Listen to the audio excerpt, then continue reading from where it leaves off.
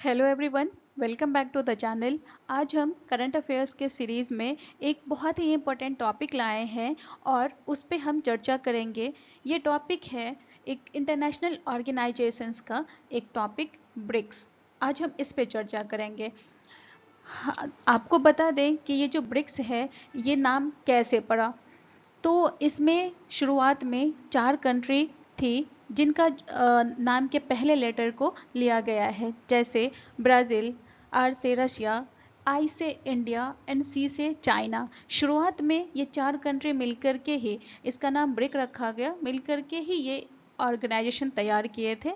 फिर ये 1 साल बाद इसमें साउथ अफ्रीका भी जुड़ गया और इसका नाम ब्रिक्स रखा गया। तो ये ब्रिक्स के कुछ कंट्रीज़ हैं जिसके बारे में बताएं।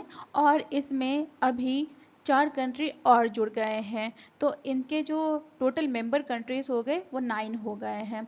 अब हम बात कर लेते हैं कि इसका जो है कंट्रीब्यूशन कहाँ कहाँ कितना है। तो जो ऑल प्रोडक्शंस में है वो है 43% पूरे ग्लोबली।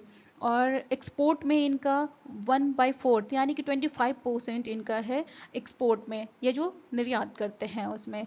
ये ग्लोबल जीडीपी का 29% अपना योगदान देते हैं और जो पॉपुलेशन है पूरे वर्ल्ड का उसका यह 46% कवर करते हैं। तो ये थे ब्रिक्स से रिलेटेड कुछ बहुत ही बेसिक इंफॉर्मेशन। चलिए अब इससे आगे बढ़ते हैं। चलिए तो हम इससे जुड़े कुछ महत्वपूर्ण जानकारियाँ और इकट्ठा करते हैं। और इसमें जैसा कि हमने बताया, जो इसके घटक कंट्रीज़ हैं वो हैं ब्राज़ील, रूस, भारत, चीन और दक्षिण अफ्रीका। और इसकी जो स्थापना ऑफिशियली जो हुई थी वो 2009 में हुई थी। और एक इंटरेस्टिंग फैक्ट इसमें ये है कि इसे हम R5 के नाम से भी जानते हैं। ये R5 ही इसका नाम क्यों रखा गया, इस पे यदि बात करें तो बताएं कि ये जो 5 कंट्रीज़ हैं इनके जो करेंसी जो है वो आर से ही शुरू होती है उसका नाम। तो इस वजह से इसे R5 के नाम से भी जानते हैं। और इसमें जो है आबादी की बात करें तो 46% कवर करती है। तो चलिए ब्रिक्स से जुड़ी कुछ और जानकारियां देख लेते हैं। और इसमें जो वैश्विक जीडीपी है वो 29% का योगदान है। और एक्सपोर्ट का इसमें 25% का है, जो इन कंट्रीज़ का है योगदान पूरे वर्ल्ड में वो। और इसका जो पहला शिखर सम्मेलन हुआ था जिसमें सिर्फ 4 कंट्री शामिल थे, साउथ अफ्रीका इसका पार्ट नहीं था, तो वो हुआ था 2009 में फॉर्मली। और यह रूस के येकतेरिनबर्ग में हुआ था। और ब्रिक्स देशों में कई क्षेत्रों में आर्थिक सहयोग की गतिविधियों के साथ साथ व्यापार और निवेश भी तेजी से बढ़े, इसके बारे में भी इसमें चर्चा होती है।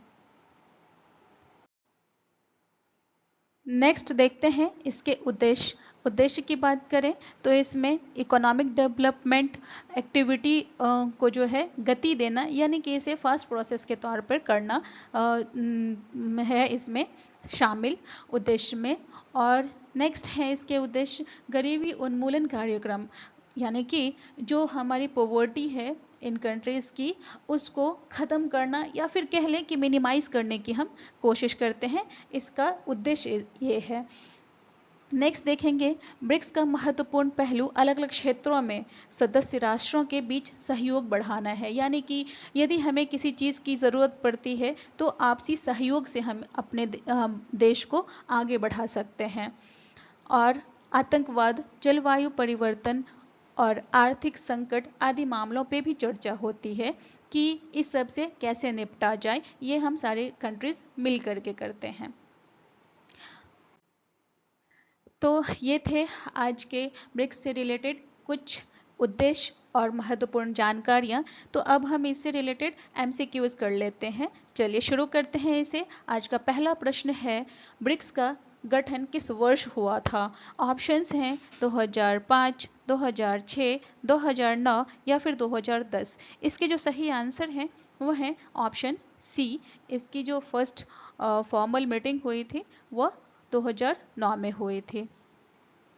और 2006 में 4 देशों ने संयुक्त राष्ट्र महासभा की सामान्य बहस के अंत में विदेश मंत्रियों के वार्षिक बैठकों के साथ एक नियमित अनौपचारिक राजनीतिक समन्वय शुरू किया था। बेसिकली इसमें हमें ये जानकारी मिल रही है कि 2006 में एक यूएन की बैठक हुई थी, जिसमें से मीटिंग के बाद 4 देश, ये जो ब्रिक हैं, ये एक औपनिवेशिक मीटिंग किए थे कि हमें भी एक अपना ऑर्गेनाइजेशन बनाना चाहिए।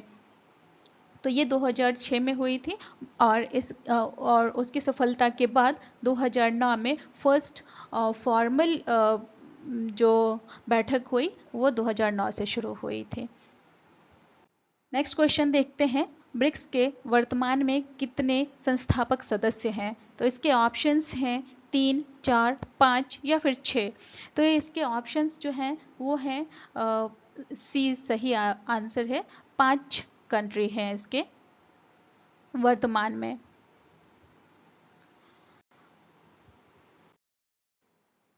नेक्स्ट क्वेश्चन है, ब्रिक्स का कौन सा सदस्य सबसे नया है? इसके ऑप्शंस देखते हैं। इसमें है रूस, दक्षिण अफ्रीका, भारत या फिर चीन। तो इसके जो सही आंसर है वो है ऑप्शन बी, दक्षिण अफ्रीका। जैसा कि हमने डिस्कस कर लिया है कि शुरू में इसमें सिर्फ 4 कंट्री थे और बाद में इसमें 1 साल बाद यानी कि 2010 में दक्षिण अफ्रीका भी इसमें शामिल हो गए और ये दक्षिण अफ्रीका 2000 साल में गुट में शामिल हो गए थे।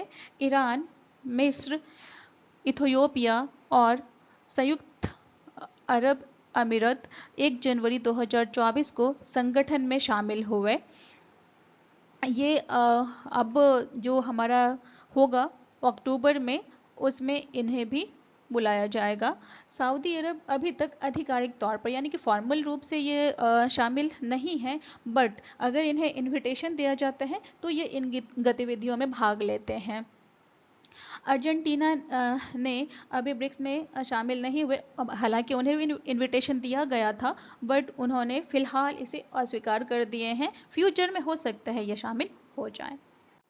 नेक्स्ट क्वेश्चन देखते हैं, ब्रिक्स का उद्देश्य क्या है? ऑप्शंस हैं व्यापार और निवेश बढ़ाना, सैन्य सहयोग, पर्यटन को बढ़ावा देना या फिर सांस्कृतिक आदान प्रदान। तो इसके जो सही आंसर हैं वो है ऑप्शन ए, व्यापार और निवेश बढ़ाना। ये इनका मुख्य उद्देश्य है। नेक्स्ट क्वेश्चन है, ब्रिक्स के न्यू डेवलपमेंट बैंक यानी एनडीबी का मुख्यालय कहाँ स्थित है? तो इसके ऑप्शंस हैं नई दिल्ली, शंघाई, मॉस्को या फिर ब्रासीलिया। तो इसके जो सही आंसर हैं वो है ऑप्शन बी, शंघाई, और यह शंघाई जो है चाइना में है। नेक्स्ट क्वेश्चन है, ब्रिक्स का पहला शिखर सम्मेलन कहाँ आयोजित हुआ था? इसके ऑप्शंस हैं येकतेरिनबर्ग, बीजिंग, दिल्ली या फिर ब्रासीलिया। इसके सही आंसर हैं ऑप्शन ए, येकतेरिनबर्ग, और यह रसिया में है। नेक्स्ट क्वेश्चन है, ब्रिक्स में सबसे बड़ा देश कौन सा है? यह क्षेत्रफल के अनुसार से हमें पूछा गया है, तो उसके हिसाब से हम इसमें आंसर लगाएंगे। ऑप्शंस हैं रूस, भारत, ब्राज़ील या फिर चीन। तो इसके जो सही आंसर हैं वो है ऑप्शन ए, रूस।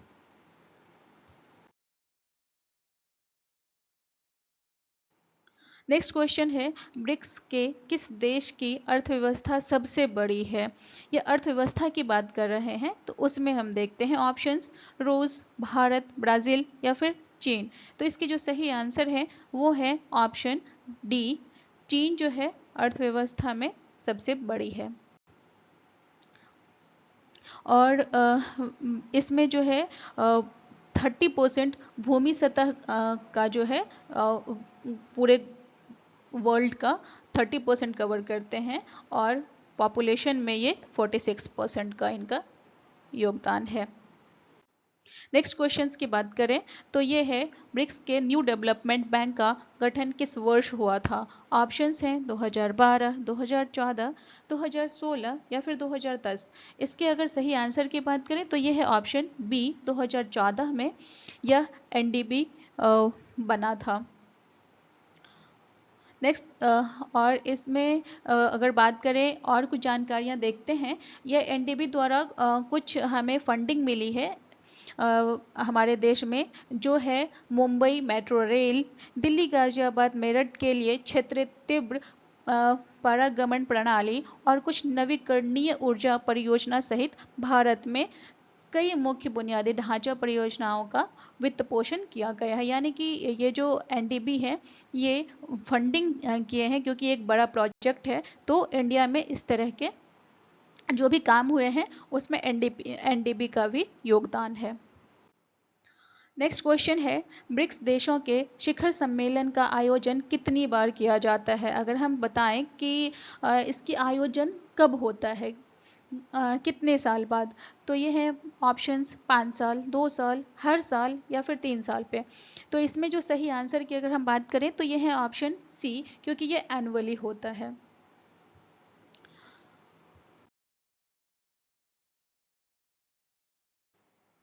नेक्स्ट क्वेश्चन है आज का, ब्रिक्स का 2023 शिखर सम्मेलन कहाँ आयोजित किया गया था? इसके ऑप्शंस हैं बीजिंग, नई दिल्ली, केपटाउन या फिर मॉस्को। तो इसके सही आंसर हैं वो हैं ऑप्शन सी, केपटाउन, और यह ब्राज़ील का एक शहर है।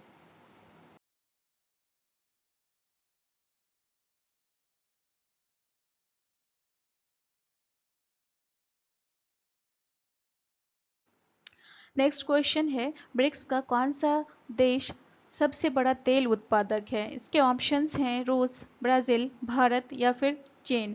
तो इसमें अगर बात करें तो रूस जो है वो तेल का सबसे बड़ा उत्पादक देश है, और भारत रूस से इंपोर्ट करता था, बट अभी इन्होंने बंद कर दिया है।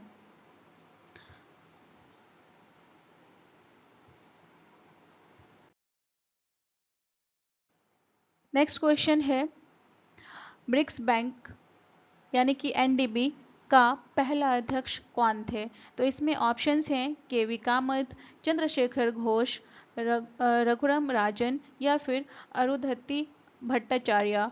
इसके जो सही आंसर हैं वो हैं ऑप्शन ए, केवी कामत। ये इंडियन है और यही पहला अध्यक्ष बने थे एनडीबी का।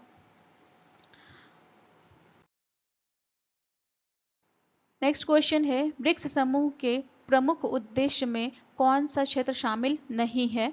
तो जो नहीं है उसकी बात कर रहे हैं। तो इसमें ऑप्शंस हैं रक्षा, आर्थिक विकास, शिक्षा और विज्ञान और प्रौद्योगिकी। तो अगर हम बात करें तो नीचे के जो 3 ऑप्शंस हैं वो सब इसमें शामिल है, और रक्षा इसमें शामिल नहीं है। तो इसके सही आंसर, क्योंकि नहीं पूछा है, तो रक्षा ऑप्शन ए हो जाएगा। नेक्स्ट क्वेश्चन है, ब्रिक्स का कौन सा देश सबसे अधिक कृषि उत्पादन करता है? यहाँ एग्रीकल्चर की बात हो रही है, तो इसमें देखते हैं कौन है। ऑप्शंस हैं रूस, ब्राज़ील, भारत या फिर चीन। तो जो कृषि उत्पादक सबसे बड़ा राज्य है ब्रिक्स का वो है ऑप्शन बी, ब्राज़ील।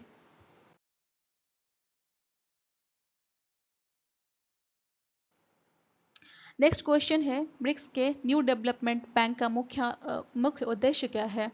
ऑप्शंस हैं रक्षा सहयोग, विकास परियोजनाओं के लिए वित्तीय सहायता, मानवाधिकार संरक्षण या फिर पर्यावरण संरक्षण। इसके जो सही आंसर हैं वो है ऑप्शन बी। हमने देखा था कि ये एनडीबी का जो मुख्य उद्देश्य है वो वित्तीय सहायता प्रदान करना है, और एग्जाम्पल भी हमने देखे हैं, मुंबई रेल मेट्रो ये एनडीबी की सहायता से ही बनी है। नेक्स्ट नेक्स्ट क्वेश्चन है, हाल ही में किस देश ने ब्रिक्स के साथ सदस्यता वार्ता शुरू की है? ऑप्शंस हैं इंडोनेशिया, सऊदी अरब, थाईलैंड या फिर मिस्र। इसके जो सही आंसर है वो है ऑप्शन बी, सऊदी अरब।